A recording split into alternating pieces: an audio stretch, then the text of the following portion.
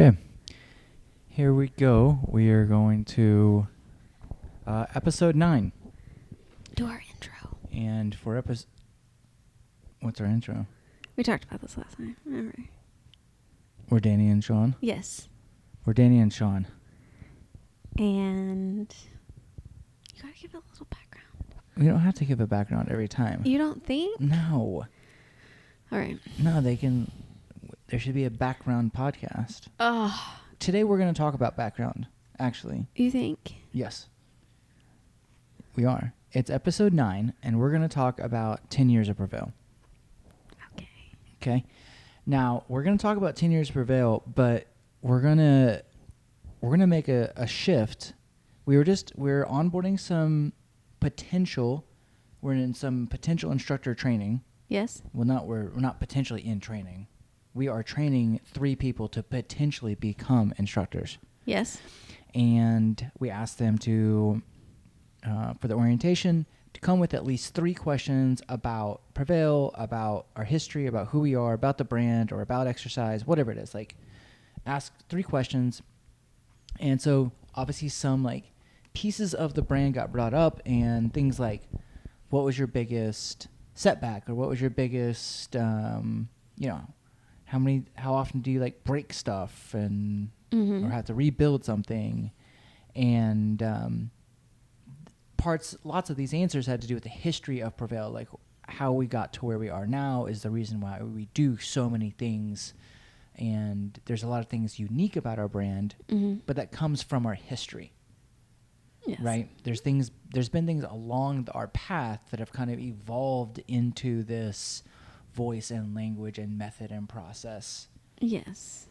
And I speak. I speak. I've told the story of Prevail from my side often. Yes. And there's certain pieces that a lot of people don't know. Some people do know. There's some things that we talked about on last Friday with interns about some history of Prevail that probably a lot of people don't know about. Right. Because there's just so much to talk about. And we don't want to, talk about ourselves all the time. Yeah, that's so lame. Right? But it's also important to kind of know, especially with the 10-year mark, where we've come from is important to where we are, is important to where we're going. Yeah. Now, what I don't think is we've probably never had a lot of really great conversations about the 10-year path of Prevail solely from Danielle. Okay. Right? Because if you think about Prevail as like it's a weird, yes, technically I birthed Prevail. Yes. Right? He did birth. Right? He gave birth to Prevail. But then if you think about it, it's really not, I didn't build Prevail. Prevail isn't mine.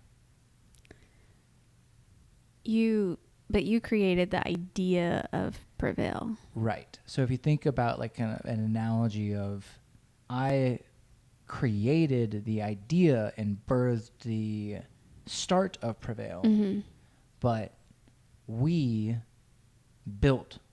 building Prevail.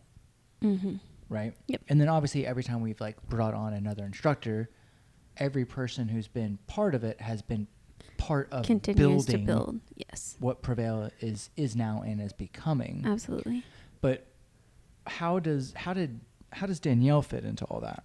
Oh, here we go. I was really hoping we were going to talk about spaghetti today. So let me switch gears for a second. Spaghetti. I was thinking, okay, I'm going to get way off subject if we literally start talking about spaghetti.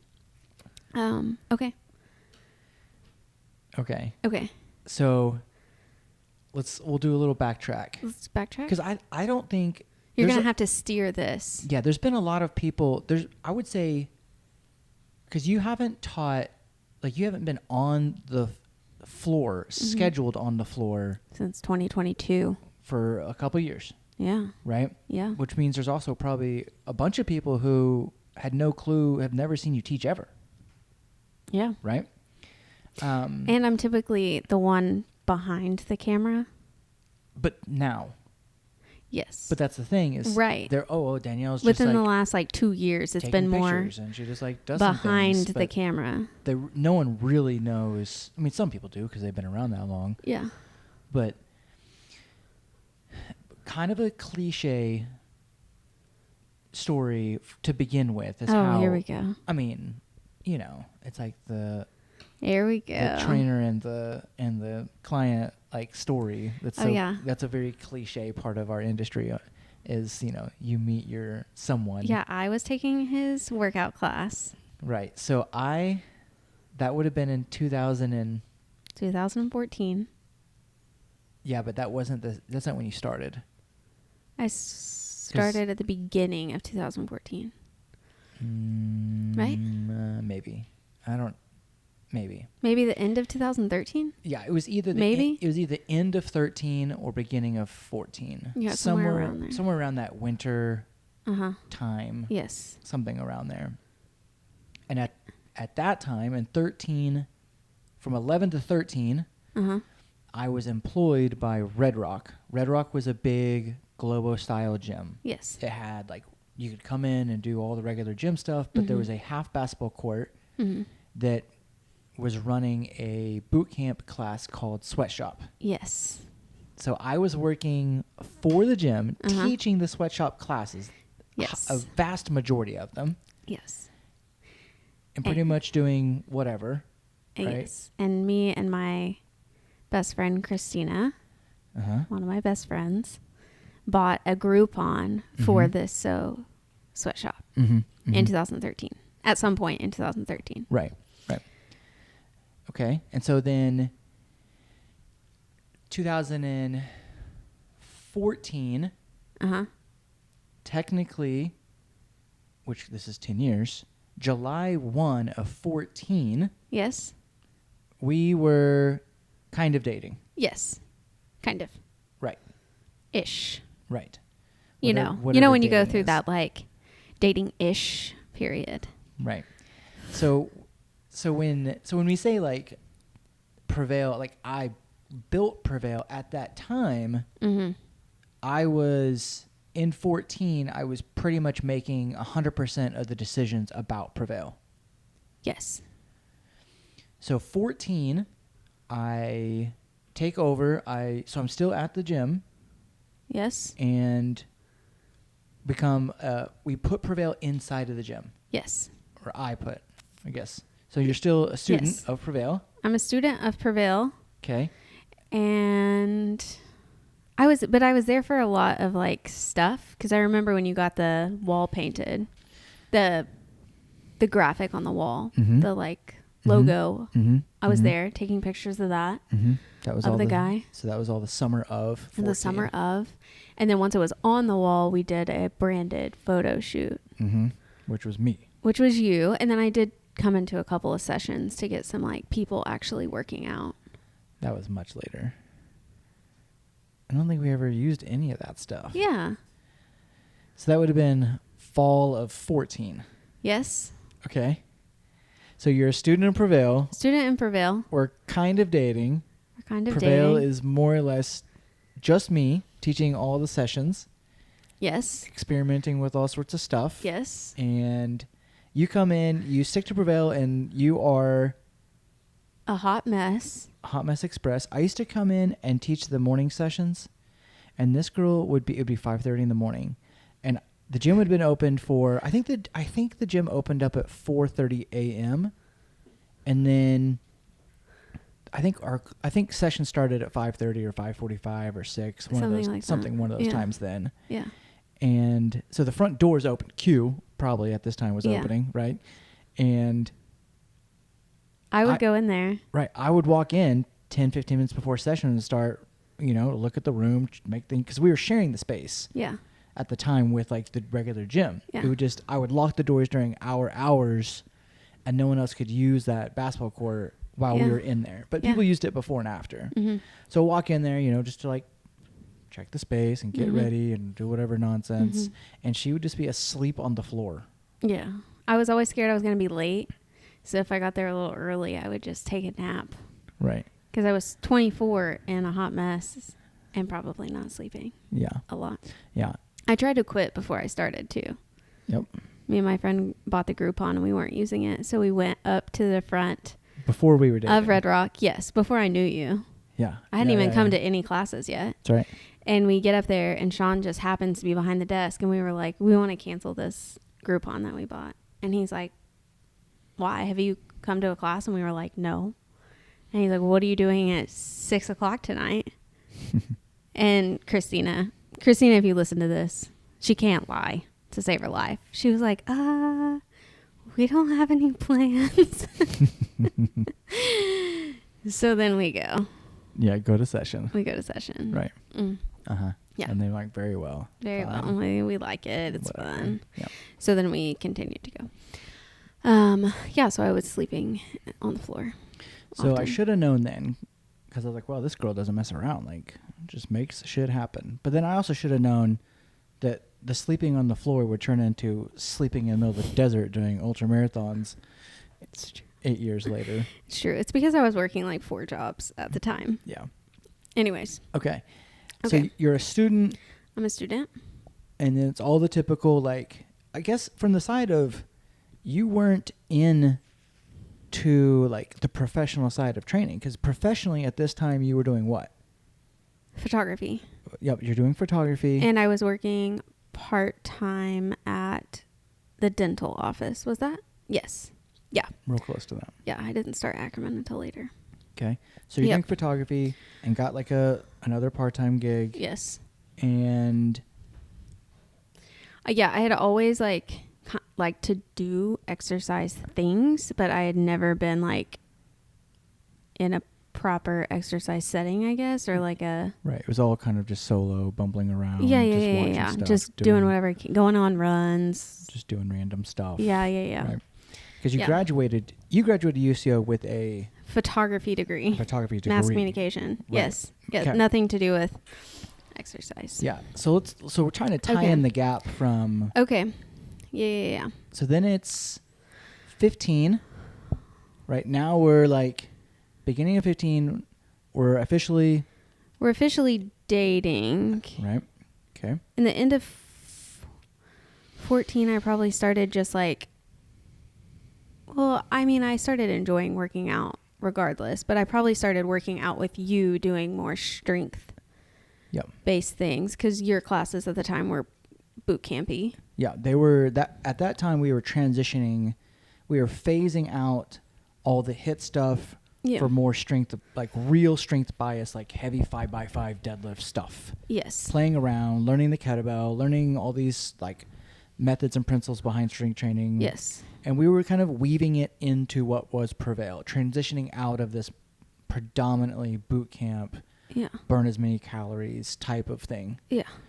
And then you're also seeing that from a student side. So this is probably the first time the first time someone said we can train chin-ups. Right. Yeah. Right. Yes. So we're kind of like, those things are coming in there. And then we're also starting to play around with like on our own individual workouts of like strength training and the kettlebell and spending time and resting a bunch and learning how to do strength training, proper strength training. So that's 15. That's 15. And so this is still predominantly me. Yes. Right? Then through, a lot of people don't know what happened in the summer of fall of 15. Wild story.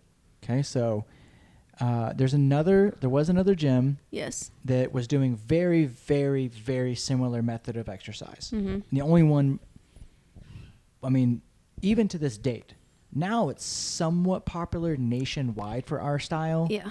But at this time, there was maybe half a dozen gyms in the entire country training like we were. Yeah. And this gym was down the street training like we were. Mm-hmm. They were from the Strong First Kettlebell world as well, so lots of shared principles.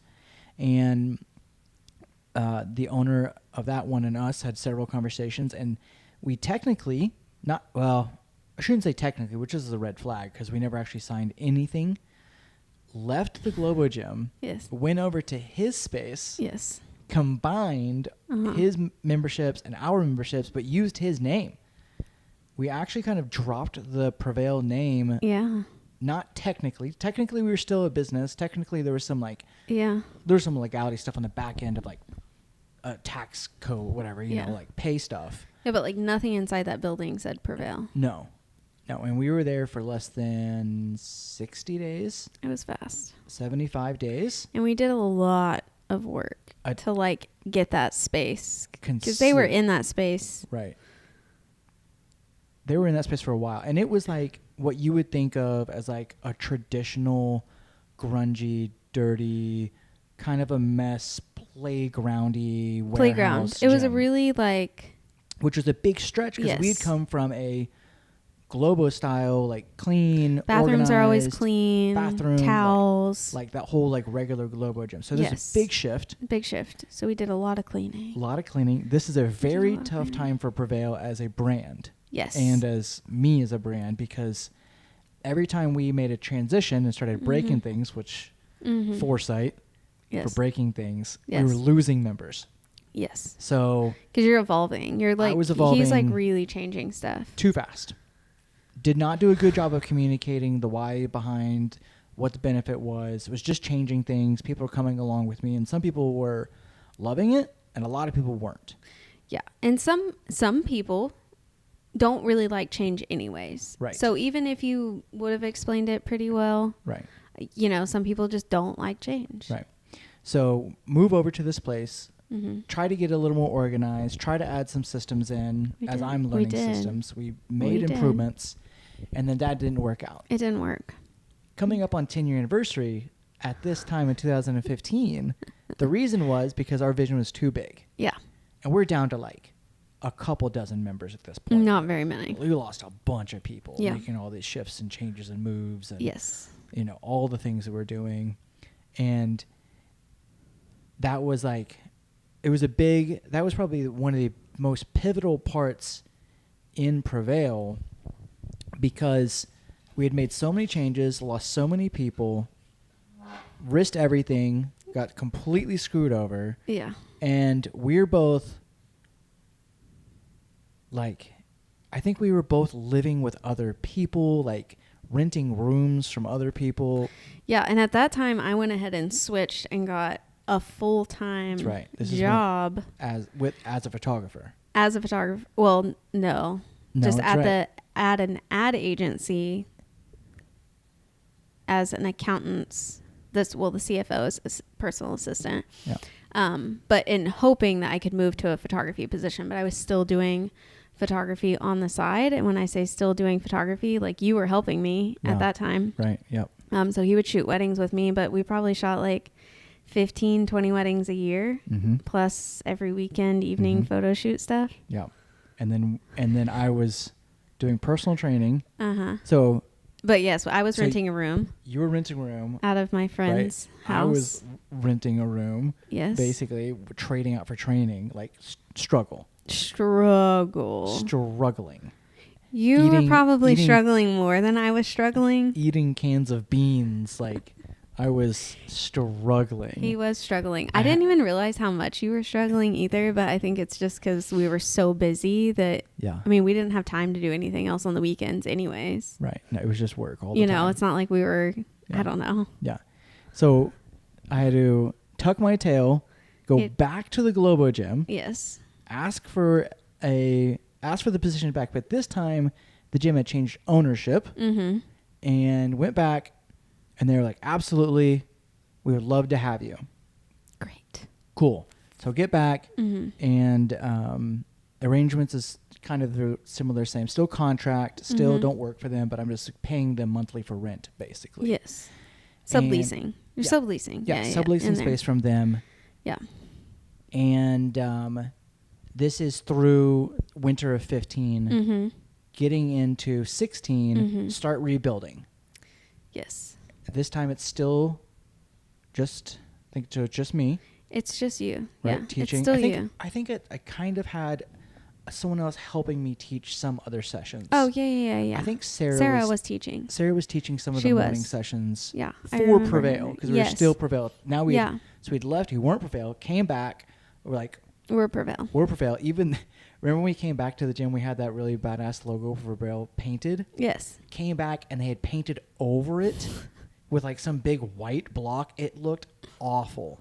So I had to go back to the space that was originally mine with our logo, and they'd painted over it and Terrible. had to run Prevail out of the space.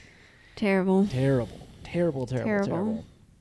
And you're now working full time. I'm working full time. We're Full time. We're shooting weddings all the time, photo shoots. I'm personal training and teaching group 6 days a week. When I say we were hustling at this time. Yeah, I don't think we had a day off for I don't know how many months. No. And we would just like... Yeah, and even a day we would off Sunday fun day, but we would like take our laptops and like work the whole time and then walk to the next place. Yeah. The good old days. Sunday fun day, work day. Okay. Sunday fun day, work day. I would do programming and she would do photo editing. Yeah. All day. Prepare for the next week. Mm-hmm. So going into 16. Yeah. So at this point, from your perspective, what did Prevail look like to you? Like how did you feel that you were either part of, contributing to? Like, this is pre-studio. Pre-studio. I mean, I remember it just being fun to be in a relationship with somebody that was in this like entrepreneur like mindset as well, because I was doing that with photography. Like we both had this like passion to like do our thing. Mm-hmm. And then I don't remember when we kind of talked about me eventually like trying to get a certification or trying to start training, but I had definitely like gotten the bug on the strength side of things. Yep. And I started working on my nutrition certification in 2016. So, but before that, you had made big progress in my own fitness journey. Your own fitness journey. Yeah.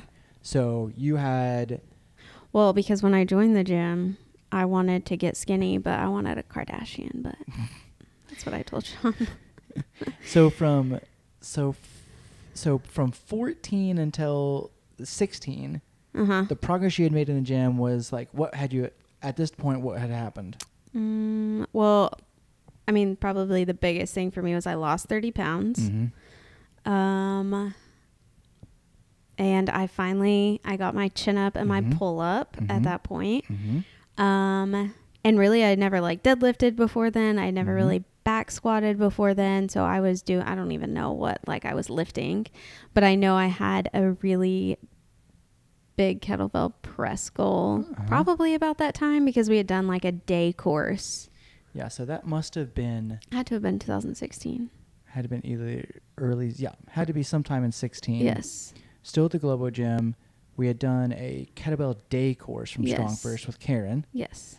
And that was probably the first time that you had seen like a female professional, strong. This cute little, she's just the cutest thing ever. Right. And she could press 53 pounds over her head with one arm. Right. So this is kind of an eye-opening, like, whoa, there's a lot here. Like I could do this. I didn't know that there was this side of this industry. Yeah.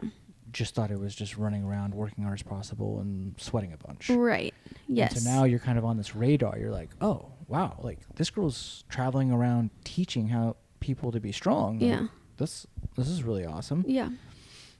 Yeah, it was really cool. And it was like very inspiring. Yes. I know that word is thrown around a lot, but it really was. Seeing somebody else teach and lead in a female role in that like setting. Yeah. So then through 16. It's just pretty much me teaching. Sarah's helping out. Still you teaching. Right. Teaching. I think we're up to like 15, 16 sessions a week. Yeah. That I was teaching all of them, plus all the personal training. So part of this Prevail arc. Yes. Is me doing personal training, teaching group. Yes. In parallel. Yes. You had seen obviously a lot of one-on-one training. Yes. As well as started to get into some education. Yes. We're getting to a point now where you're still a student coming in and either doing stuff with group or us just working out by ourselves, basically. Mm-hmm. This is all the way through 17, right? Because 17 is when we go and get our Strong First certification. Yep. In the spring of 17. That weekend was nuts. It was the spring of 17. Spring of 17, because you were now working as, I think you had moved from the assistant. Okay, well, we're going to pause for a second because this changes a lot of things. We got engaged the fall of 16. September of 16. Yes. Yeah. So this adds to the chaos is what I was going to say. Then I don't know when we decided to get our kettlebell course, our certification. So September of 16, we do our first Rim to rim. So this is the start of Prevail Adventure Club. Yes. And the start of me being crazy. Right. So we decide summer of 16, let's go do something long, big endurance. Yep. We had no prep to like a marathon, Yeah. and which no prep marathons means you just like show up and do it without any. We did it with weighted backpacks because we were rucking a bunch. It's pretty miserable. Pretty miserable, and we had some friends. I think the Ellises and that crew. They were going out to the canyon in June. Yes. And we were like, oh man, yeah, the canyon, but we couldn't make June happen. Yeah. And so we were like, let's make September happen. Yeah. And I don't even know how we made it out there. That weekend was crazy. Yeah, because my job at the time, they won't let you have any days off unless you've been there a full year, and I hadn't hit my year mark. Yeah. So I'm pretty sure we flew out like, I don't even know. Or maybe I had a day. Maybe we flew out late on Thursday. We got the cheap Allegiant flights out to On Vegas Thursday. on Thursday. And then, so we get there late. It's like midnight. Drive to St. George. Yes. Wake up, drive to the canyon. Saturday. 2 or 3 hours Saturday. We knew we were going to do a night one. So we hung out the North Rim, had some food, rested. Oh, wait, this doesn't make sense. So we had to have been gone Thursday through Monday. There's no way to... Yeah. Or maybe that was Friday then. Oh, wait, no. So we drove out Friday. We stepped off Friday. Yeah, we stepped off Friday night. Yeah. So it's 4 p.m. Yeah. We set off because we had read somewhere that the canyon is super cool under full moon. Yes. So we step off, finish the hike. We can do a whole other podcast about Yeah, our we engagement will. story. Anyways, we get engaged. Anyways. Come back. We took the late flight out too, like on Sunday, and we were both back at work. Like he probably taught at 5 a.m. and then I had like full work mode. Yeah. Monday morning, just a sense of like chaos. Yeah. So that was September of 2016. We decided at some point to get our kettlebell course. Which then the normal trajectory from there is like, go to the course, get some practice, want to go get certified. Yes. So we go to get certified this was my first, I might have passed my like nutrition cert at this point because I was studying at work. Sorry if my bosses are listening to my old bosses are listening to this. Yeah. I would study at work. Yeah. I think I got that first. So that was like, we started like weaving, trying to like figure out how I would be weaved into Prevail. Right. And this is also a normal path for most people who experience this transformative side of strength and fitness. Yeah. They have a weight loss, they have a strength goal, and they're like, oh my goodness, this is the best thing that's ever happened to me. Yeah, like I didn't know any of this was a thing, you know? Right. And then you're instantly like, how can I share this with other people? Yeah. Yeah. Like that's just the normal path. You're like, yes, it's so awesome for me. I would love to be able to share this with other people. Yeah, absolutely. How do I do this? How do I do it? How do I get smarter at this? Yes. How do I build some confidence in it? Yeah. So we go out, and this is very early, and this entire time we're like, oh yeah, I want my own studio. I want my own gym. From way back in 2011. Yeah. I knew that was your goal for sure. These are all stepping stones to and get I'm there. like, yeah, let's do it. Right. No clue what that means. Right. But yeah, let's do that. Let's do it. Sounds fun. And sounds a little chaos. And so we knew that it was going to be me opening the studio in 17. Video recording. Got to adjust the camera. So 17, we start having conversations about what it would take to have our own space. But it really wasn't like a plan of like, we're going to get our own gym so you can quit your job and do this full time. I mean, that was the end goal for sure, on like me being weaved into it more, right? Yeah, but there was no plan. We weren't like, let's open up a gym together so that we can do this full time. Oh, right. No. At this time, it was like, yes, I want a gym, but it was like, cool, I really want to be involved. Yes. How can we do this together? How can we both support the gym? Yes. But it definitely was not a, let's figure out how to do this, how to be full-time gym owners. Because you were still doing photography at the time. And I think on your arc at this moment, we're deep into weddings. And I finally got like bumped up to the creative department at this ad agency. So Yes. I started like traveling for Right. taking and lots of pictures. That was the whole goal of getting the assistant job there. Yes. You're like, I'm going to work my way up to the creative work my way department up. to be a full-time photographer at a marketing agency. Yeah. We get there. We get there Okay. and get our kettlebell certification. And get the kettlebell certification. And we're starting to like, okay, let's make some things happen. Yeah. For a studio. Yes. Make those things happen. Yes. Thank you, Jason. Jason's not around Yes. anymore, but he was an integral part in these. He was a huge part of this. And then also it was like pretty crucial for me to keep my full-time job while all of this was happening. Right. Because of cash. And that really meant... We just needed a steady something coming in. Yeah, and it really meant it was going to be like... If I were to... It was basically you funding anything outside of living. Yes. It was like the bare minimums were taken care of. Yes. But if we wanted to do anything else, it was coming from whatever money you were making working extra weddings. And I was shooting weddings with you. And so basically, weekend wedding money was like the only money we had to do anything beyond surviving. Mm-hmm. That comes around. We get the studio opened. Now this is when... So we get our certifications in March. Yep. We open the studio in May. Yep. Of 2017. Yep. Okay. Sean's still teaching everything. Yes. Up until this point, because I work all the time. Literally all the time. And was like on call to travel. But I really wanted to start teaching. Right. Yes. So I launched a Bells and Bubbles course, which was so much fun. But this is how chaos it was. I remember it was a 4-week thing, right? Yep, I'm pretty sure. 4 weeks, yeah, sounds about right. Or it was something like that. It was like a month. Yeah. And it was like 2 times a week, and we like went through all these patterns, and we had champagne at the end of each one. It was so much fun. But the last week, I had to like fly out somewhere. You had to take the classes.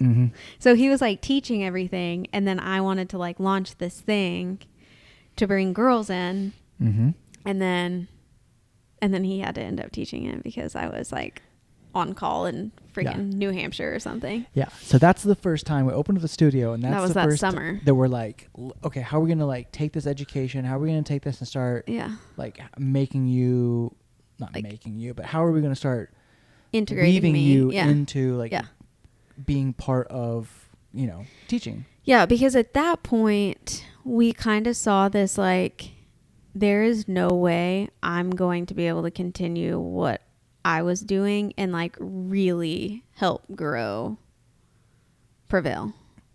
Yeah. So at this time you're at a spot where you're like, cool, I'm in this full time, which when we say full time, we're talking like 60 hours a week full time. Yeah, at a minimum. Right. We're talking, it's wild, right? It's wild. So you're doing the thing that you want to do. And doing stuff on the side, which is still awesome. And pushing stuff on the side. Yes. Start training at this gym a little bit at the studio. To, yes. Right, here and there. Yes. Sprinkle on that 4-week thing. And I think maybe... I launched one more. I think you might have launched one more, and I think that you might have been teaching... I tried to start teaching 2 evenings a week, Right. like the latest class, because that was the one I could make it to. But you still had to cover a lot because. Right. So you're starting to sprinkle onto the schedule. Yes. And this is definitely where you're kind of like seeing these paths Yes. where you were studying a whole bunch of the entrepreneurial side of a full-time professional photographer, Yes. as well as working for a company and then the personal training. But I don't think that you had thought at this point that you were going to become a full-time trainer. No. No. It was kind of like, really you were trying to figure out, how do I become a full-time wedding photographer? Yes. And then quit the big job. Yes. That was kind of like, how do we transition? At what point Yeah, do we because just that do job photography? was Nuts. it was nuts. Nuts. I learned a lot. It was great. Yeah, great stepping It stone. really was great. Prevail is slowly chipping away Prevail's chipping away. and learning a bunch of things, as usual, breaking stuff. And then I think probably the biggest piece for you becoming like a full-time, or at least really pushing hard into like building Prevail, Mm-hmm. was the transition out of your full-time marketing agency job. Yeah. Because they had, I think you must have been coming up on your year in the creative department, close to. Yeah. Is that why those conversations started? Oh yeah. Probably. Oh yeah, because they brought me in. Right, they brought you in to do an annual There was review, So- I guess that's what it was. Something. They brought me in to give me a raise. But this is how crazy it was. The week before, or the week that we got married, they like flew me out on like a Monday and Tuesday of that week to go to Dallas, and things kept like randomly happening where like I was like having to move my like personal photo shoots on the side, and I was like, man, this is gonna get like wild. Yeah. Right, and we really couldn't plan anything for you at the studio. No, Because everything was so inconsistent, so unpredictable. No, yeah. Okay, and so I guess when was that? Was that the spring of? So it was February. It was February of 2018. So we got married in September of 2017. Yep. And we still had no time off. No. Like we got married on Friday and back at work on Monday. Taught that morning. Yep. You taught the morning of our wedding. Yep. Was that the February of 18? February of 18. February 18. There's another thing that happens in this time, and this is when we hired Nicole. Oh, yeah. Right? I don't know if we hired her before I quit. Or around. I think it was after. Okay. Because I was on that call, and I wouldn't have been able to be on that call. Oh, that's right. Okay. So we knew the track, and we really started to get into understanding time, value, scalable time. Like, yeah, because you had a ton of PT clients at the time. Yeah, I was training. If you've never done like personal training before, 1 hour on the floor is not 1 hour at the desk. Right. It's a lot. Yeah. It's like It's a lot. It's a lot. Mm-hmm. So, and I was training at least 20 hours of floor time a week, which is a lot of hours. Yeah. 1-to-1 or group or whatever it was. Yeah. It's a lot. And we're pushing forward, learning, and they bring you in to do an annual review, pay raise thing. Whatever. Right? Yeah. And we had conversations about this. We did. We had conversations because we were like, if it's like a ton, right. Then I'm going to stay on for a little bit. Right. It was kind of like, if it's X over, just commit to another year. We'll save some money, we'll bank, and we'll make some decisions later on about how to like transition. Yeah. And you get in there. Yeah, because I had been the accountant's assistant. Yeah. The CFO's assistant, and then from that position to the creative department, there was no changes in pay, but the hours were like 10, 15, 20 more a week. Yeah. And when you're traveling a lot. Right. Yeah. So I get called in. You get called in, and I was like, no. What would they say though? I was like, 10K for the year or something, right? Like how would you say that? Percentage change though. I don't know. What would that percentage be? Okay. Well, it's minimal. It's very minimal. It's an increase. But they also wanted, and you told them, you were like, I don't know, gonna have to like process this, think about it. And they kind of took offense to that. They did. And I was like, I'm really like, when I got hired on, weekends weren't a thing, and like working past 6 p.m. wasn't a thing. And I like have another gig on the side. Yeah.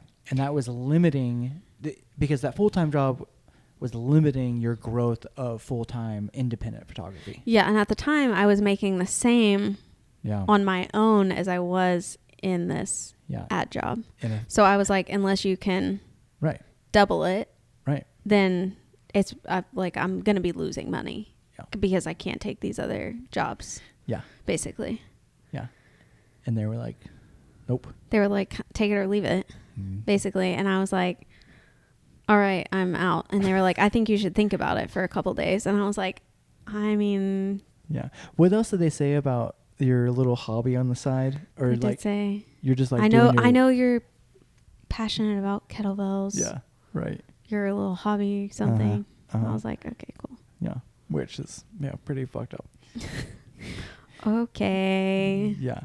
And so you're like, very well, I'm out. And so, I said and so many times. Now,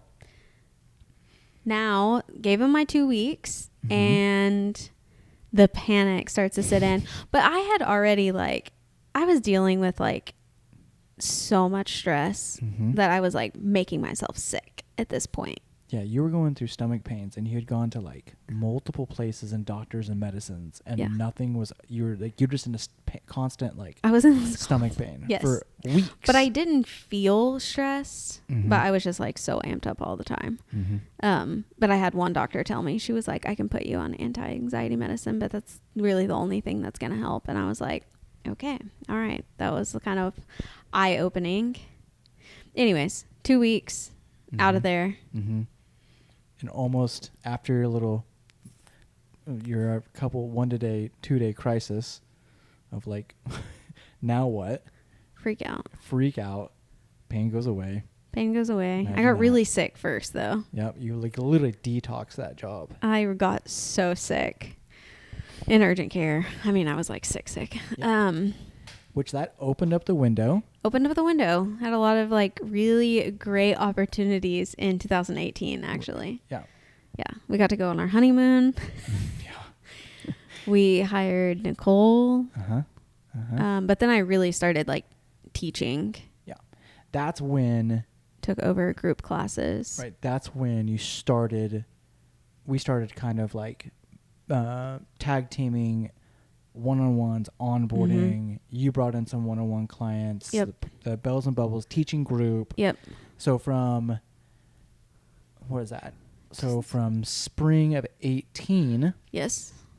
That's when it was really it was you and I every day at the studio. And then every 2 weekends, every 3 weekends, we were shooting a wedding. Yeah. Basically. Yeah. And then that pretty much held through the pandemic. Yeah. Right. Yeah. Yeah. Yeah. Now, there was never a time, I don't think, that in your previous 2018 self, you thought that in order to support myself, I'm going to be doing personal training and photography. No. That was not really part of the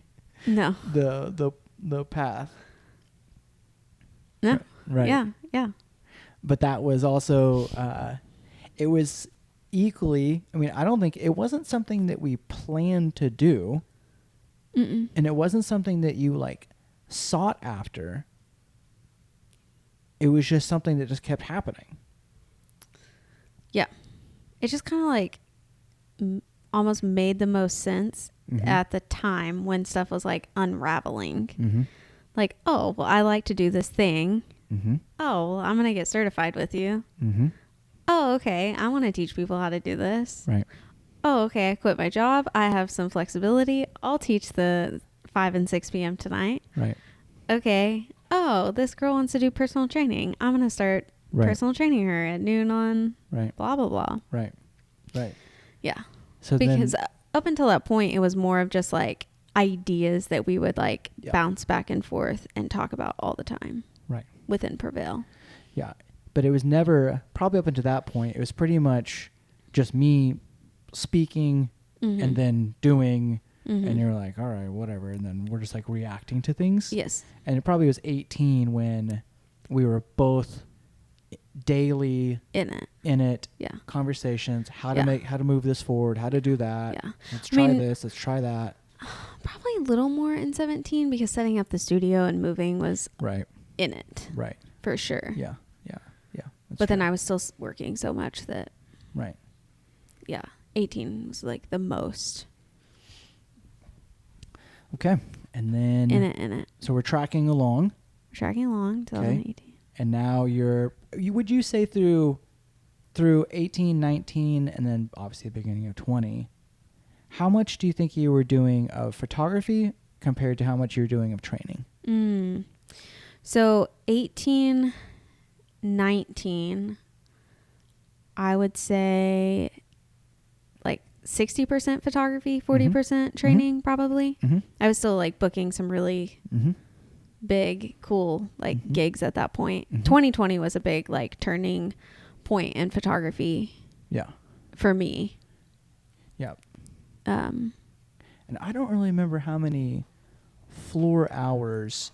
I think this is when we started. The Bells and Bubbles was the launch of us testing onboarding series. And like going through this like education phase before going into group phase. Yeah. Well, it's hard because we didn't really have that many floor hours up until like 2019 when we started capping classes. We didn't have as many as we did because I remember 2020 when we came back from being shut down and I had like 15 group sessions a week that I was solely responsible for. Yeah. You know. Yeah, and then that was. But up until then, I mean, 2018, it was. I think you had done. You had done way at this point, coming up to 20. You were doing more personal training than group. Probably, and I was doing majority of the onboarding. Exactly. Yeah. So the one-on-one sessions. We started doing one-on-one onboarding. Pre-group. Pre-group. And you were taking a whole bunch of those. Yep. And then I would teach group, which were a little more in our wheelhouses. Yep. You had more capacity for one-on-one conversations. Yes. I had more capacity to teach group. And that's kind of the majority of the work we did all the way through 2020. Yeah. Through 2020. Yeah. And then 2020, our world kind of got flipped upside down for a little bit. 2020. Which is okay. Yeah. This is two arcs that kind of intersect, and one goes one way and one goes the other way between your photography business. Yes. The personal training side. And then the online nutrition side. Yes. We had hired Nicole in 18. Yes. So she was with us through 19, through pandemic. Yes. And there was bits and pieces. I think we were trying like little nutrition things. We were attempting just for like in studio people. 3-week thing or the 3-week 6-week thing, 21-day thing or whatever it was. Yes. And that was pieces that you were starting, because we were doing that through our onboarding too. We were starting to talk about nutrition inside of our 101s. Yes. And you were doing a whole bunch of that. Yes. And then we also had Taylor at this point. And Jake for a minute. Taylor and Jake were helping out. Yeah. A little bit. Yeah. So it was like the 4 of us-ish. And Kevin. Yeah. Yeah. So this is 2020. So 2020 is really when the photography business naturally, well, all businesses made wild curves. Yes. But your photography business had been nothing but growing. Yeah. Every year. The amount of weddings we were shooting, the amount of destination weddings we were shooting, family shoots. You were doing plane shoots. You were doing like... I photographed a yacht. Product shoots. All sorts of photography. Shoots for the NRA. Yeah, and all that. You were doing so contract work. Yes. For the company that said that they wouldn't pay you until he found out. and then they took you off the list because you were making more money. I was making more money in a 2-day shoot than I was a month when I worked with them. Being a contractor with the exact same company. Yeah. Okay, so now 2020 comes around. 2020. And now we're like... We were like, man, we've been like working every single weekend for like a long time. 4 or 5 since years. I got out of college, basically. Yep. So that's when the weddings kind of started to... We're like, how much do we want to commit to shooting weekends all the time after we're at the studio all week? So that kind of like started to... Right. And the rules with COVID and the weddings kind of got like weird for a little bit. Real weird. Did you have one cancellation? Yeah, I had like that had to move. They had to reschedule their wedding. Yep. And that was probably when a lot of our conversations were like, what are we going to do with our time? Yes. We can't maintain this pace of like, maybe we can't work 60 hours a week indefinitely. Yep. Right. Yep. And then we were doing a little more of our like canyon stuff, a little more of our self, like go play. Yes. And those things, that happened to be the only time we had off was like Saturday, Sunday. Yes. From running the studio all week. Yes. And then we were shooting weddings and we're like, man, something's got to like give a little bit here. Yeah. 2020 comes around and now... And Nicole, we had this coach, Nicole. Yeah, so come back to Nicole. Nicole was helping... Was she helping? She was helping us with the studio side throughout that time. But she was transitioning and she was actually becoming... an online coach's coach only. Like that was that's what she ended up doing. Yes. Wildly successful at training successful. She's so great. Coaches to be online coaches, basically. Yes. That was her that's her specialty. Yeah. And so she had always been like kind of dropping those hints along the way. Like, when are you going to do a program, Danny? When are you going to launch a thing? And when are you going to do a thing? And I had no interest in it. No. I can't stand that. It drives me nuts. He can't do it. I can't do it. I cannot communicate over online. I can't do it. It's just... And I really didn't want to do it because I knew I had to create a Facebook group and go live and make videos and like the thought of speaking in front of people I hated. Yeah. To be clear, when she taught her Bells and Bubbles class at the studio 2 years prior, I couldn't be I had to leave the space. No. Okay. But y'all instructors know, if you listen to this, you know the Sean look when he's looking at you and you're like, oh, is he disappointed right now? Did I say the wrong word? But I would have like all my notes out. I would have my plan A. And then if that didn't work, I had a backup plan. And I'm like, you got to leave. I'm running this tonight. You're not allowed. Yeah, because I never wrote down anything. He never wrote down anything. He just like ran with it. So the confidence, the idea of like, not only am I going to now, I went from being nervous to teach a handful of people live. Yes. Standing in front of people is not like my favorite thing to do. Right. No, just because I'm like, I wouldn't say I'm shy. Right. But I'm kind of shy, I guess. Yeah. Yeah. Yeah. Yeah. Okay. Anyways, so got over that on teaching, started building some confidence. And then it was like this. Love teaching group. This transition to online was like, you got to put your face everywhere. And I'm like, no. And it's going to be you. I mean, obviously I helped where I could, but basically the online side of it was going to be you 100%. Yeah. And then obviously Prevail, it's like the online side was an extension of Prevail. Yeah. Because there's a lot of things that carry over, boring stuff. So this is now 2020. Mm-hmm. We were both full-time 60-40, 40-60 between photography and the studio. Inverse back. That kind of flipped now. Right. That kind of flipped. Yeah.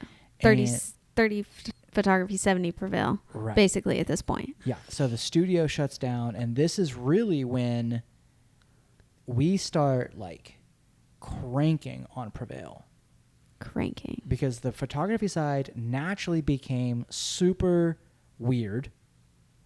Lots of things were not getting booked. And so when there wasn't, you kind of shifted from this idea of like, I'm going to market my photography business to I'm going to market my coaching business and I'm going to market Prevail. I'm going to market the studio. Photography went down to what? I mean, the rest of that year in 2020? Yeah, it went down 10-20% of work? Probably. I mean, quite a... Yeah. And this is... So now we are rebuilding the studio. Yes. Thank goodness. Yep. And so COVID was like a really important time. Yeah. Because it put us in a position to go, okay, I've got this window. What do we want this to look like? What do we want this to look like? How do we want to design our days? How do we want to design our weeks, our months? How do we want to design our years? A lot of this was coming from Nicole, from like, what do you want your future self to look like? What, not like a mirror, but like, what do you want your like day to day, your day to day to look like? Your week to week. What do you want? Yeah. What's ideal? What looks good? What feels nice? And that was part of it, was like freedom of time. Freedom of time. But really freedom of location. Yes. Was like, how do I become more mobile? How to become more flexible? And that was when you launched, I think that's when you launched your first program. I did. I launched my first program the summer of 2020. Mm-hmm. Yeah. I forgot. Okay. So you're now, where do you feel from looking outside in? Okay. You come from a student, learn some things, see some progress. 14, you're seeing Prevail from 14 to 17. Prevail goes into its own studio. Looking from the outside in, how did you feel about that 14 to 17? Did it surprise you? Was it like just watching it happen? Do you feel like you were an observer to those years? Do you feel like you don't have any feelings? Well, what do you feel like I was? No. I mean, I feel like I was definitely more than an observer, because I was always helping when I could help, or contributing when I could contribute. Okay. But I love to do things, and I love chaos. So when you're like, oh, I'm going to switch things up, I'm like, oh, cool. Right. What's it going to be? Yeah. Oh, hey, I'm looking at this space. I'm like, oh, cool. When are we painting? Like, you know, like what can we like do to do it? Right. Because I just like moving forward, doing the things. Yeah. Right. Yeah. So there was definitely you weren't at any point like holding the brakes. There was just like, cool, let's go. Like hesitant about anything. I mean, there was like the one point that like things did not work out with the other gym that I'm like, okay, this is a prime time to sell everything and live out of a van. Let's do this. We were very close to that. But other than that, no. Very close to that. Yeah, other than that, no. Okay. No. And then, because I understood from a side of like, you were chasing a dream. I was chasing a dream. Those dreams were just different. Like at the time, you know, but like I just understood like you do what you got to do, and you do things to make other things happen. And sometimes that's a lot of work. And to me, that lot of work is a lot of fun. Right. So yeah. And so those 3 years. And now what do you think about the years from 17 to 20? Oh, wild. 17 to 20, we'll say 18. Because that's when I quit my job. Yeah. 18 to 20.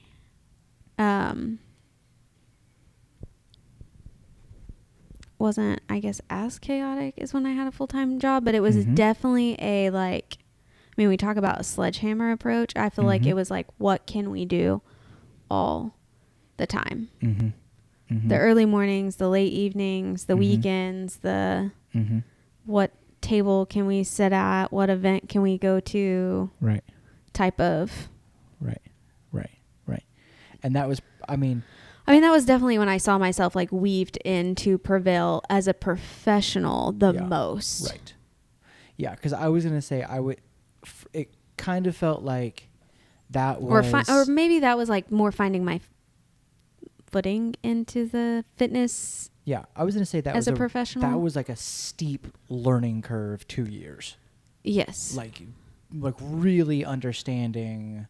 Yeah. Okay, this is what it is to like be like a professional. Be in it. Right, yeah. and to be it and do it right, and to like learn how to do it the right way, and learn how to Yes. do it better. Yes. And kind of those like earlier years of me being a trainer. Yes. These are your early years of being a trainer. Yeah. Was these first 2 kind of like in it full time. Yes. I'm like learning people and learning all sorts of stuff about becoming movement. And and we're that's half an hour, so that means 2 half an hours. We're now we're in. We'll keep going. We'll finish this out. We'll get there. And okay. Now, so 17 to 20. 17 to 20. You feel like I'm learning a lot. You're definitely in it. But I'm in it. Right. And this feels like this is part of like who I am. This is a job. Yeah. Right. Yeah. And it was so much fun. I remember it feeling so much fun because I was still playing 2 roles. Mm-hmm. I was still like very much into photography at the time. Mm-hmm. And then very much into fitness and Mm-hmm. Prevail at the Mm-hmm. time. Mm-hmm. So it was a lot of back and forth with both of those things. Yeah. And then COVID comes in. And we make big pivots. Big. And then really from 20 to 22, I guess, 23, can't really stick in that same 3 year. Those next 2 years, that's like, I would say that the 2020 to 2022 is probably where we had the vast majority of a back and forth of ideas, of processes, of systems, of like this, like, how are we making this better? How are we learning to break this thing? Should we do this? Should we go A-B? When we go A-B, should we put a 1 here? And then like, is ABC the right direction? And that was happening with your online side. That was, and it still is. So yes.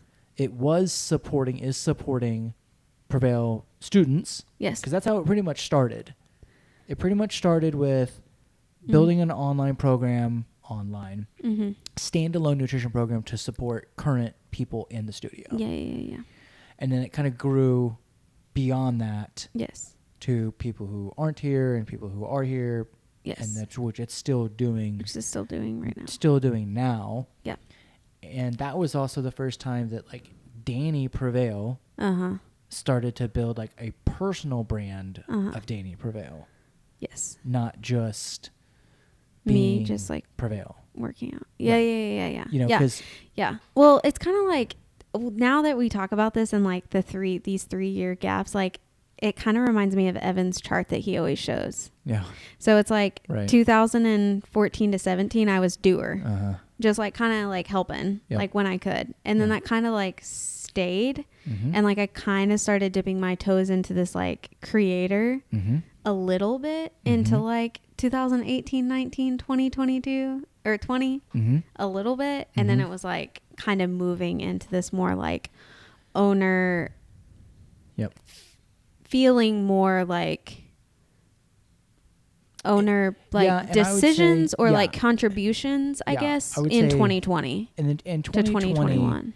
That was the first time that it really was us in 2020 making a contribution to moving every step forward. Yeah. Not so much Sean's make a decision, I'm supporting him position. Right. Sure. That was probably the first big year of that, and you creating Danny Prevail, where the growth from 2020 at the 150th Western to moving into the current space at the end of 22. Yeah. That was probably the biggest chunk of time that we were like, we weren't not hand in hand before. But it was different. Because there was a bunch. Now we Yes. started to get into a little bit of like you do this and then I'll do this. Yeah. Tag teaming things, building things at the same time, Yep. training people at the same time, like really trying to move the needle forward aggressively with the brand. Yeah. Yeah.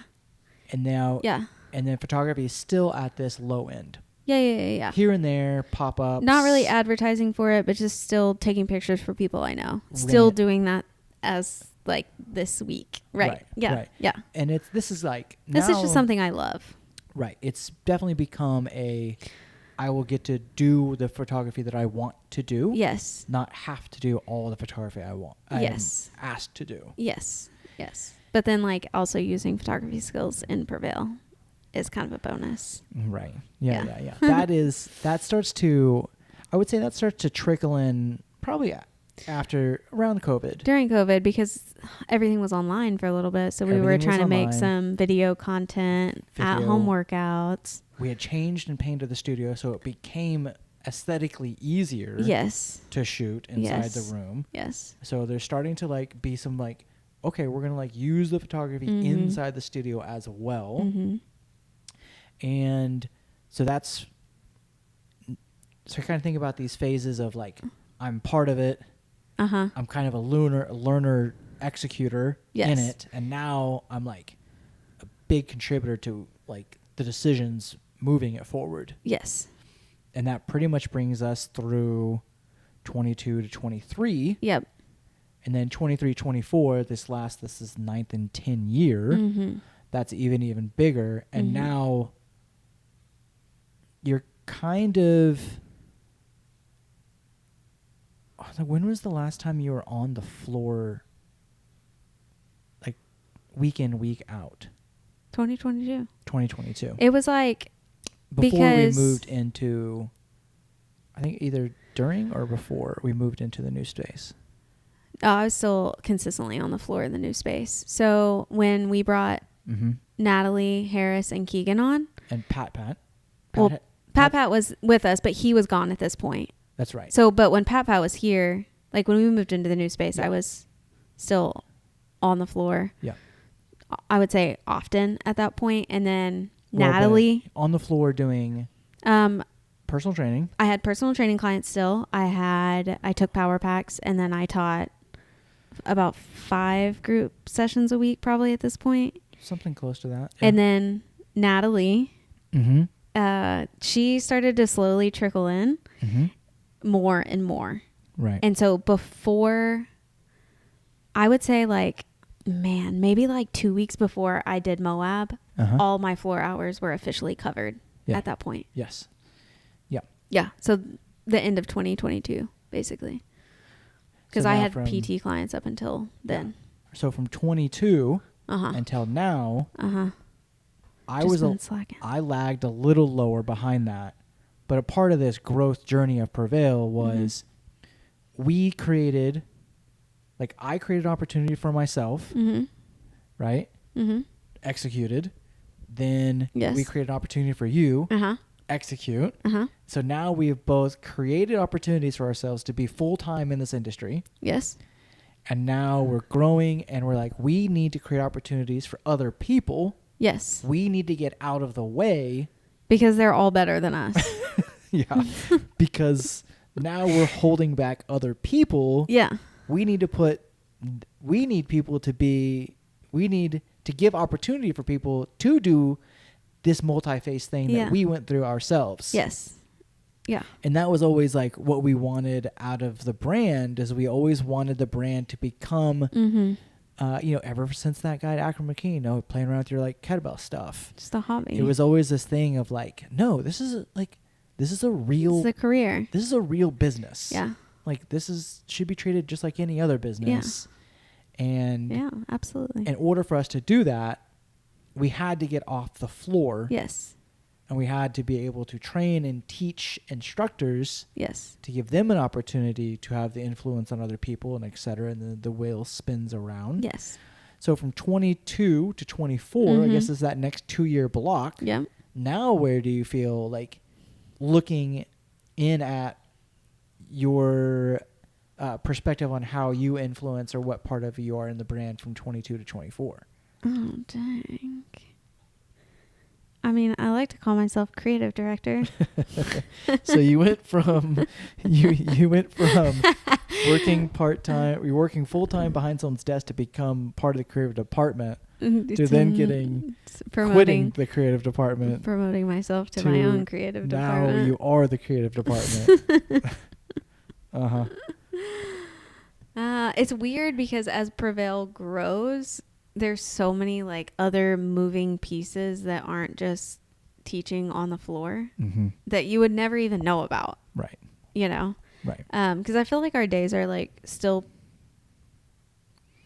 pretty like full with things that we can be doing to move Prevail forward. Yeah. That aren't necessarily in front of anybody. Yeah. Yes. You know, I still run the online program like full time. Right. Not full time, but like I am the online program deliverer. So that's like a big role that I do right now that I'm in front of people. But other than that, like we don't have floor hours unless we do a workshop or a webinar or. Right. Now our floor hours at this point are helping teach new instructors. Right. Or help guide. Get floor ready. Current instructors and help develop current instructors to, you know, and help them all the other pieces that we do. Really just assist anyone that needs assistance. Right. So which is a pretty crazy track to think that. Pretty wild. In 14, creating Prevail. In 14, like, I just want a Kardashian ass. And then here we are. that you're like, let's take pictures of this guy behind this logo. Yeah. And I mean, I thought you were cute. Goodness gracious. As Christina says, he wants your nuts. Oh my goodness, Christina. Okay. Anyways. Yeah, that went from like, oh, he's going to like do some sort of like training thing. 17, like, oh, we have like a studio. Yeah. He wants to open the studio. I'm like, cool. Yeah. And now it's like, now we're on the precipice of a second location. Yeah. And I mean, definitely a 2014 Danielle. Yes. Definitely did not expect herself to be in a position of training instructors how to teach Prevail. No. That's pretty crazy. So cool. Yeah, and that was definitely not the plan. No. No, it was not the plan. No.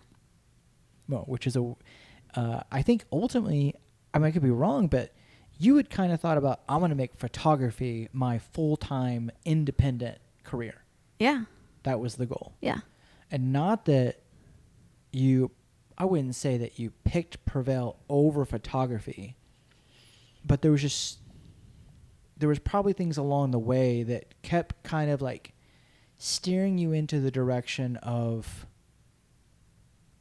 Prevail as a business compared to photography as a business compared to photography as something that I love to do.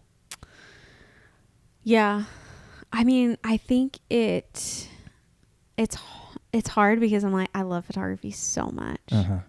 And I loved all the randomness that I got to photograph and the chaos of that and meeting new people and finding beautiful places and visiting beautiful places and all of the things. But photography was me, like solely me. And like I could maybe, you know, train somebody up to go in my place. But like long term, it's like, it's really hard. Right. To like you are the thing. Right. You knew what it would take to become a full-time photographer. You're like, okay, I know the recipe. Yeah. And I know what my day-to-day and my week-to-week are going to look like to be a full-time photographer. Yes. And you were like, that's not what, now that I know what that looks like. Yes. This isn't like, I don't think really, I want this as like my main gig. Right. This isn't something I really want to push. Yeah. Yeah. Because I saw that like if we really combined forces and we were like, I went from this like doer contributor when I could contribute to like, oh, I'm in it. And now we're both using our sledgehammer to like chip away. Right. Like how much bigger impact we could make Prevail and expand. Right. Versus like me putting all of my time and effort into photography. Right. Yeah. And so that's, I mean, as a 10-year kind of like perspective on Prevail from a Danny perspective. We kind of talked about obviously how I influenced pieces of that along the way, but I feel like we have to do a whole nother episode of you with Prevail now in 10 years. Okay. Talk about that all the time. It's easy. Okay. Okay. So the 10 years, me. Do you think is this where you expected 10 years ago? Any piece of this? I mean, yes. Which I piece? guess. In 14. In 14. In 14, y'all, you're taking I don't even pictures. know. In 14. You're taking pictures of the I dream logo. really big. So I don't. True. So I don't know. I can't even know my thought process in 14. In 2017. Okay. There was a little bit of a foundation there. Yeah. In 17, that's like being in the own space, like keys to the door. Yeah. That's probably when you first started going, this is like a real thing. Like this can really be a thing. Yeah. But I don't think you knew at that time that. No. I mean, you didn't think that you were going to be not a full-time photographer until 2020, probably. Probably. Well, 2018. Yeah, but I meant like your own photographer. Like personally brand, like your own like wedding photographer. Through 19. Oh, through 19 we were still shooting A lot of so weddings. 2020. 2020 was kind of like, all right, the wedding thing was fun. I see where this is going. Yep. But I just want to do this. I just want to do the photography thing for fun right now. Yeah. I don't want to continue to advertise myself for photography. Right. So then you started advertising yourself for coaching. Yes. Which I don't think it was ever. That was never, even through like 18, 19, that was never really something that you thought you were going to be doing. No, I just got my nutrition certification because I wanted to learn more on how to help other people do what I did. Right. Basically. Right. Yeah. I mean, you coached me. I just listened to what you said, but then I was like, well, how do I apply this to other people that want to do that? Yeah, you know? Yeah. But I never even really like thought about making reels about it all the time. Okay. What else you got? Anything? You got? I mean, I don't really think there's anything. I mean, I just wanted to take interesting this idea. I didn't know his thoughts of this. I was ready to talk about spaghetti. Okay.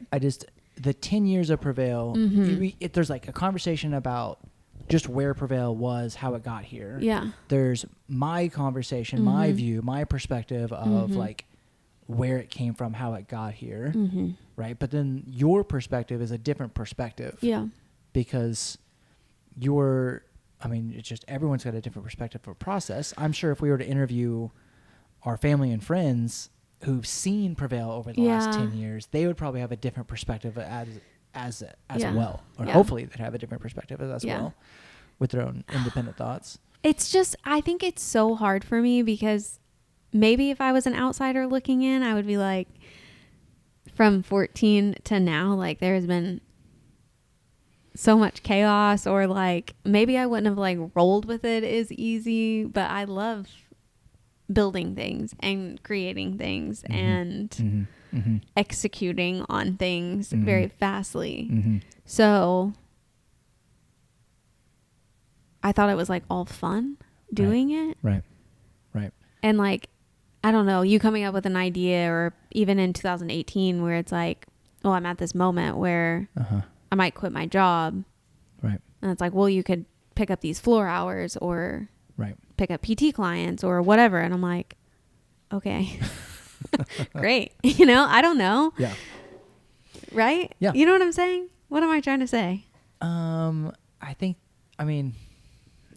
don't know. It's like, it seems wild, but it didn't seem wild to me because you like wild. Because I like that. Yeah. I don't know. Yeah. I don't know what I'm trying to say. I think we both just had like, we didn't really know we had entrepreneurial that part of us. I knew I wasn't good with people telling me what to do, which kind of like forced me into entrepreneurship. And I think that from your side, it's not that you were seeking out being an entrepreneur, but you didn't want to be in any kind of like box. No. Like you didn't want to have any kind of parameters put on you. You didn't want to have any kind of like boundaries. No. And so that path of being an entrepreneur, there's just no boundaries. There's no boundaries. Right. And so it's like, yes, I love the way this feels Mm-hmm. because there's absolute limitless options. Opportunities. Like There's limitless opportunities. I can go in any direction I want to go. Yeah. And I can execute over and over and over and over again. Make some mistakes, break some things along the way, learn, redo. Yeah. So it wasn't like, oh, I'm going to be my own boss. Right. It was just you started to see, oh, this is what it's like to kind of be in control of your own destiny. I like this. This feels natural to me. Yes. You want to do that too? Yes. Oh, all right. Yeah, we could like do something together. We could like jack stuff up all the time. Over and over again for a long time. All the time. Right. Non-stop movement of touching things. Yeah. Yeah. I guess what other... I don't really have any other specific questions about your perspective. We're okay. Into 10 years, but do you think that does a good job of like expressing kind of like your thoughts throughout those 10 years? Was there any surprises or hesitations or big speed bumps over the last 10 years that like made you nervous or made you excited, or was there... Oh, I mean, definitely teaching in front of people was like the teaching in front of people, and then getting my certifications and testing out in front of people was like a big thing for me. Big scary stuff. Big scary stuff. Quitting my full-time job was a big scary thing. And then I don't know. I would say like moving into our new location was scary, but it was more exciting to me than scary. Yeah, definitely. And we had already like built it at the other place, but still moving. I mean, you know, there's a risk. Yeah. There's risk and rewards, but sometimes I don't think all the things through that you think all the things through, which is why. Right. Right. Yeah, I don't know. Like expanding on online was like kind of intimidating. Yeah, so just I mean, I guess just the perspective is just normal, good, like growth seeking pieces over and over and over and over and over and over and over again. Yeah. Right? I mean, owning a business is very hard. It is a lot of fun, but it is not easy. Do you think that that it has become harder? Yes. Yes. Every year has become harder to operate and own and build something? Yes. It was probably the easiest when it was just us doing. Yep. That was the easiest part of our process on Prevail. Yes. That like... Even though we weren't sleeping. Yes, it was the easiest. That 18, 19... Yes. 2 years right there when it's just you and I executing on everything. Yes. Was probably the easiest part of our process. Yes. Of Prevail's tenure. When we worked the absolute most. Yeah. And worked probably the absolute hardest. Yep. Was during that time. Slept the least. Yep. And that's really like... But every year after that, the challenges have only increased. Yes. Every year. Yes. Cool. That might be part of it. Yeah. That's kind of do you think that there's been... Do you think from the outside, when you're looking at the perspective of you inside of Prevail, okay, and you think about looking outside in at what Prevail was from 14 to 24, okay, what do you think about from the 14 to 24 as the brand has grown? Okay. What do you think about what the student has changed? What do you think has been like that growth in the 10 years from how Prevail serves people? What would you say is like your perspective of that journey? Oh, dang. Okay. From the outside in, the journey. Well, not from the outside in, but from Danny's side. Okay, from my side. I mean, okay, well, starting your boot camp was like more of a boot camp, right? And there was structure, and the workouts were like fun and great. But like changing it to like the strength training was like huge because there was just a different level of like expertise, I guess, like in working out, you know, like it just felt more like structured. And then going from, I mean, I think the biggest change was 2017 to 2020. Like we really like, okay, I guess from my perspective, like we wanted it to be this like this next level studio. We wanted it to feel like we were pretty broke before we got married, and like first year of marriage and second year of marriage probably. And like that was probably the first time I bought anything like from Lululemon. And I remember just like thinking like this stuff feels so nice and I feel so cool wearing it, and I want Prevail to feel like Lululemon, this like next level. And then I think from that point on, we were like everything with the brand, with the matching, with like the cuteness, like people coming in and taking their like health and fitness a little more seriously because they're tired of like, you know, the people that don't take it as seriously. So everything has like, I mean, the logo before, not that I didn't like the logo before, but it was like bright blue and red and, you know, had this like red, white and blue feel to it. And like, I don't know, just I mean, I think it's changed like pretty drastically. Yeah. But do you think you have a word for that change? I mean, do you think you can like, how would you tell someone, from 14 to 24, it went from this to this? Oh, okay. I don't know if I can. A word? Not a word, but like a phrase or explanation. It went from... You know, talk like you're talking to one of your aunts. Not like you're trying to talk like... I mean, I would like say like kind of like cheesy boot camp. To... the Lululemon of strength training, you know? There you go. Like, there you go. But I'm trying to think of maybe not even, yeah, maybe. Okay. Yeah. You know? I mean, I wouldn't say those things, and it's not that I don't. It's not that I disagree with you. But the point is like, how does Danielle perceive this last 10 years? That's probably what I would say. Yeah. Great. I'll have to say it on the next episode when I think of something cooler. But I feel like it has been a drastic. I'm like trying to like reference it to Cars, you know? Cars? Yeah. The movie Cars? No, just like different cars. Oh, like car brands? Yeah. Oh, okay. But I don't know if I'll like come up with a good one. Yeah. Yeah. He's like, don't do that. I doubt it. Don't do that. Okay.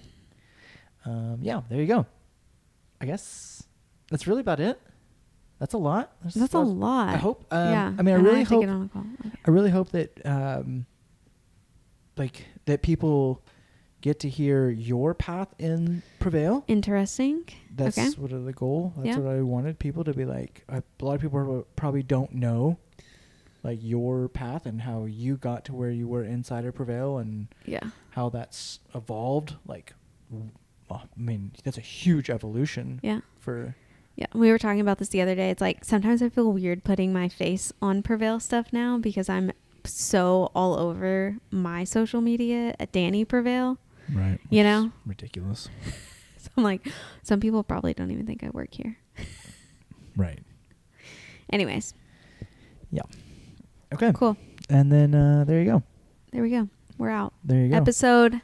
I don't know. Episode 9. Where do you think Prevail will be 10 years from now? Gosh, we better be freaking in Colorado and Seattle and just wherever you can go hiking. 5 locations in Oklahoma. She just wants Prevails wherever everywhere mountains are, so she can go hike the next day. And I want to have like big Prevail parties, like huge. Explain. What do you mean? How do you mean a big Prevail party? Just like at a stadium or something? Like retreats and stuff. I don't know. Wow. Just like all of it. Just everything. And like, I want Dixon Flannel. I want Dixon Flannel to make a Prevail collaboration with a flannel for us. That'd be legit. Okay, I'm going to tag you in this. That's a big goal. There you And go. I want to be on Joe Rogan podcast, and Okay. he'll talk about how There cool we go. Prevail is. There we and then go. maybe, That's what we're and talking maybe about. he wants to put one in Austin. Maybe. You know, Maybe I think Joe he would wants a like it. I Prevail. think Joe Rogan would like He probably Prevail. would like Prevail. I think he would. Okay, All so right. big 10-year goals. Gotta be. I think that should be a 5-year big goal. But Oh, okay. 5-year goals. Rogan, Why 10? Dixon, and Seattle, gigantic- Colorado. Seattle, Colorado, gigantic things. There you go. That's Danielle's perspective of 10 years. If you have questions about all of that, put them in the comments below. If you're on YouTube, go to Danny_Prevail and comment on one of her 6,000 posts and reels. I should start breaking these up and Send making a- them reels. I keep Send forgetting. a DM to her Yes. about it. If you have questions about that step and process, ask her, and we'll kind of like wrap that up into another podcast in the future. Yeah. Oh, And then we're out of We're out of recording time. time again. So we will stop there, I guess. Yes. What was I going to get at? I don't remember what else. like, subscribe, share. If you Yeah, like yeah, yeah, anything about this episode, sometimes people randomly send me a message and it's like, I just listened to your podcast and I really liked it. And I love those messages. So if you're listening to it and you want to reach out, I really appreciate it.